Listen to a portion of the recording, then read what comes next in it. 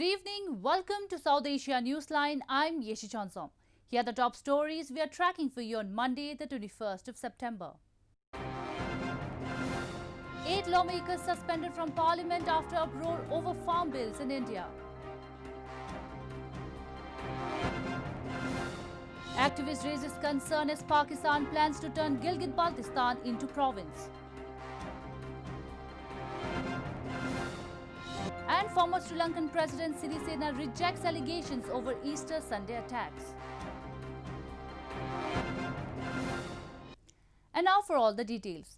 Schools in several states across India reopened partially on Monday after around 6 months, even as the country's coronavirus cases tally is nearing the 5.5 million mark. Government had allowed the partial reopening of schools in the fourth phase of its unlock process late last month. Schools on Monday reopened partially in several states across India on a voluntary basis for the first time since shutdown as part of precautionary measures taken in March amid the COVID-19 pandemic that has infected over 5.4 million people and claimed around 88,000 lives in the country. The schools reopened as parts of Centre's Unlock 4.0 guidelines, which allowed students of classes 9 to 12 outside containment zones to return to schools to seek academic guidance. The Health Ministry on September 8 issued standard operating procedures or SOPs saying only 50% teaching or non-teaching staff will be allowed on campuses. Attendance is not mandatory for students. तो हमारा school तो reopen चालू कर दिया और बच्चों को 18 इसके बैचेस में डिस्ट्रीब्यूट किया है और उसके साथ सभी पेरेंट्स लोगों को हम लोगों ने कंसर्न लेटर दिया है और एक पेरेंट्स लोगों को गाइडलाइन भी दिया है कि बच्चे कैसे भेजना है स्कूल में। हम बहुत टाइम के बाद स्कूल आए हैं तो स्कूल को बहुत मिस कर रहे थे। कोविड की वजह से बहुत सारी प्रॉब्लम्स थी जिसकी वजह से हमारा स्कूल बंद किया गया था। सो अभी हम वापस स्कूल आए हैं तो बहुत अच्छा लग रहा है। Meanwhile, famous monument Taj Mahal in northern Agra city also reopened after 6 months of closure on Monday with safety measures like checking visitors' temperatures and maintaining social distancing. However, daily visitor numbers have been capped at 5,000 versus an average of 20,000 before the pandemic. Tickets are only being sold online with fewer than 300 bought on the first day. India's coronavirus tally lags only behind the United States, a figure the South Asian nation could overtake in the next few weeks at its current rate of increase. Rescue operations continued as several people were still feared trapped at a building collapse site in India's western Maharashtra state on Monday. At least 10 bodies had been recovered till the last reports came in, and casualties were likely to increase. Rescue workers continued to search for survivors after a 3-story residential building collapsed in Bhiwandi city in India's western Maharashtra state on Monday, killing more than 10 people. The incident occurred around 3:30 a.m., after which teams of police and the National Disaster Response Force or NDRF reached the spot and started manual operations, as an official said that using big machines could cause the building to collapse further, increasing the risk.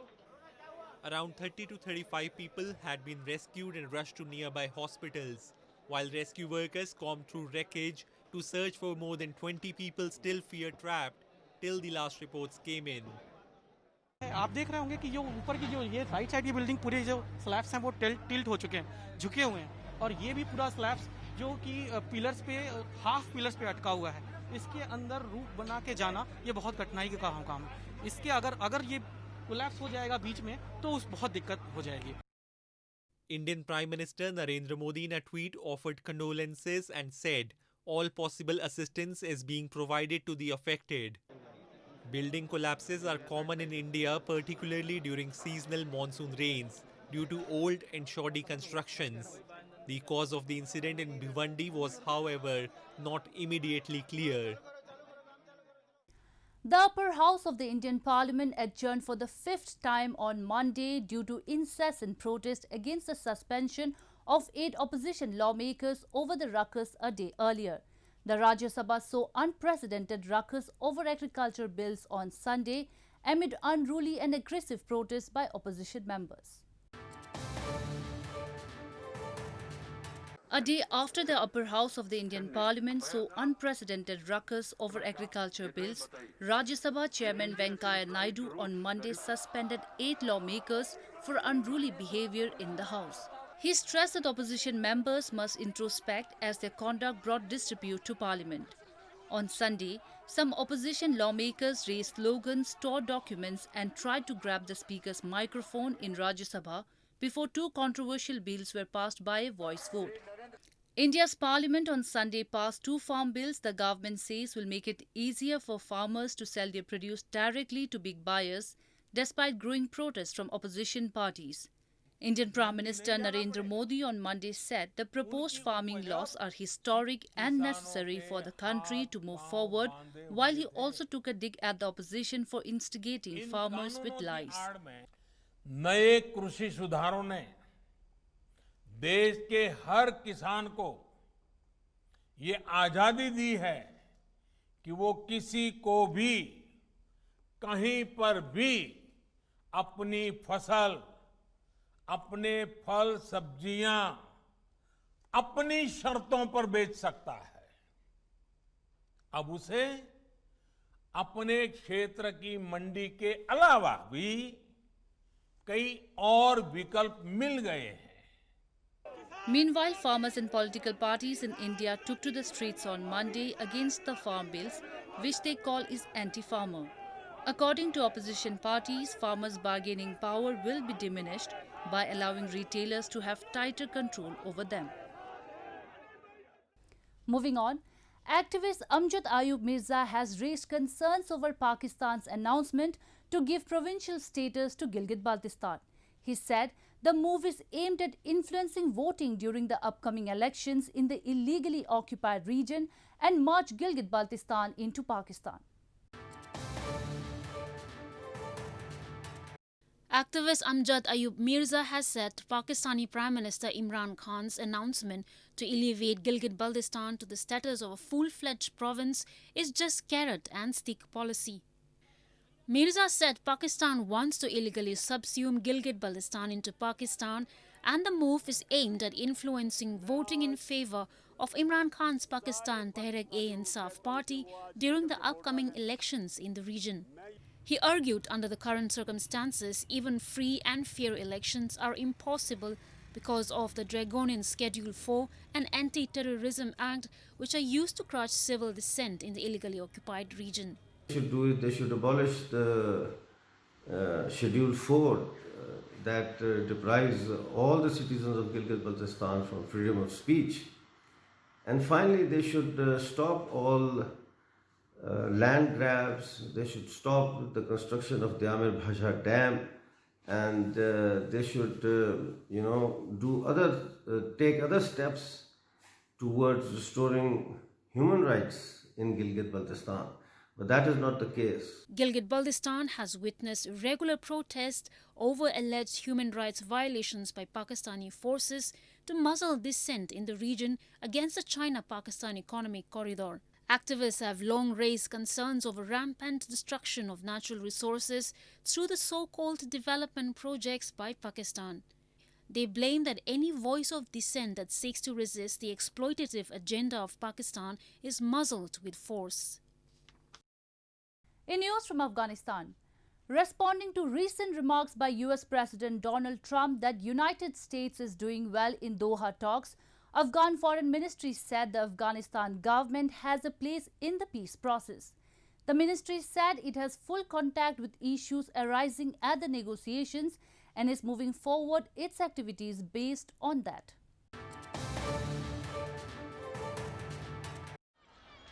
The Afghan Foreign Ministry has said that the government has a place in the peace process, responding to the remarks by the U.S. President Donald Trump, who complimented the Taliban for being tough and smart and saying the United States is doing well with the militant group in the Doha talks.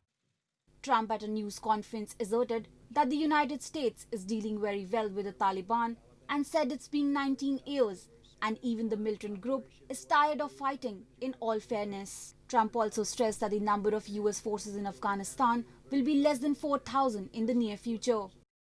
Spokesperson for the Ministry of Afghan Foreign Affairs, Gran Hevad, said President Trump's remarks have been made to the media and his own people. The government of Islamic Republic of Afghanistan has full contact with issues and is moving forward its activities based on that. Talks for Afghan peace between a team of Islamic Republic of Afghanistan and the Taliban people began on September 12. The two warring sides have held 5 meetings since then to discuss the agenda for direct negotiations. According to local media reports, the two sides have yet to agree on some disputed points in the rules and regulations for the talks. Moving on to news from Sri Lanka. Former Sri Lankan President Maithripala Sirisena has denied allegations made against him by former Defence Secretary Hemasiri Fernando at the Presidential Commission of Inquiry into the Easter Sunday attacks. Fernando claimed that Sirisena had asked the then police chief to resign after the bombings by offering an ambassadorial position. Former Sri Lankan President Maithripala Sirisena refuted allegations levelled against him by former Defence Secretary Hemasiri Fernando at the Presidential Commission of Inquiry into the Easter Sunday attacks. Calling Fernando's remarks completely false and malicious, Sirisena in a statement said he would provide true facts concerning those remarks if he receives an opportunity to give evidence to the commission probing the attacks. Fernando, who testified last week, claimed that Sirisena had asked then Police Chief Pujit Jayasundara to resign after the bombings by offering an ambassadorial position. He pointed out that certain political factors had thwarted the process of taking action against some Sri Lankans who had returned to the country after being trained under the Islamic State terrorist group. Sri Lanka was rocked by a series of deadly blasts on April 21, 2019. As many as 8 blasts occurred in and around the capital Colombo as large groups gathered at churches for Easter. More than 300 people lost their lives in the attack and several were injured. Moving on to news from Nepal. The Nepal Communist Party or NCP Secretariat has started discussions on cabinet reshuffle and political and constitutional appointments following a truce about 2 weeks ago. The party held its secretariat meeting on Sunday to discuss a possible reshuffle in the cabinet. Narayan Kaji Shrestha, the spokesperson for the party, confirmed. The final decision will be made on the basis of the decisions made by the party's standing committee meeting. NCP until a few months ago looked headed for a split. The faction led by Pushpa Kamal Dahal, the co-chair of the party, backed by senior leaders, was demanding that KP Sharma Oli step down both as party chair and prime minister. But the two leaders and their faction buried their hatchet after a 6-member task force suggested ways for truce between the warring sides. A Shikara boat race was organized on the iconic Dal Lake in India's Jammu and Kashmir over the weekend with an aim to boost the coronavirus-affected tourism. Shikaras are a type of wooden boats that are a cultural symbol of the Kashmir Valley.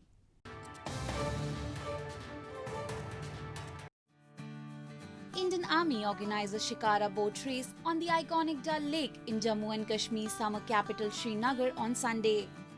More than a dozen Shikara boat owners participated in the race and said they were thrilled that such competitions were organized for their growth and development.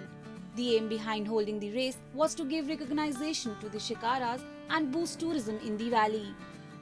Shikara, a cultural symbol of Kashmir, is a type of wooden boat found on the Dal Lake and other water bodies of Srinagar in the Kashmir Valley. They vary in sizes and are used for multiple purposes, including transportation of people. चूँकि अभी थोड़ी सी हालात ठीक है, तो shikara union और आवाम की मदद साथ ही टूरिज्म को प्रमोट करने के लिए ये एक शिकारा रेस का आयोजन हम लोगों ने किया है. The tourism industry in Kashmir, whose stunning Himalayan mountains and lake scenery once made it a magnet for visitors, has been hit hard for over a year now, and attempts are now being made to revive it. Tourism is the mainstay of the scenic valley's economy. Well, that's all we have for you from South Asia this evening.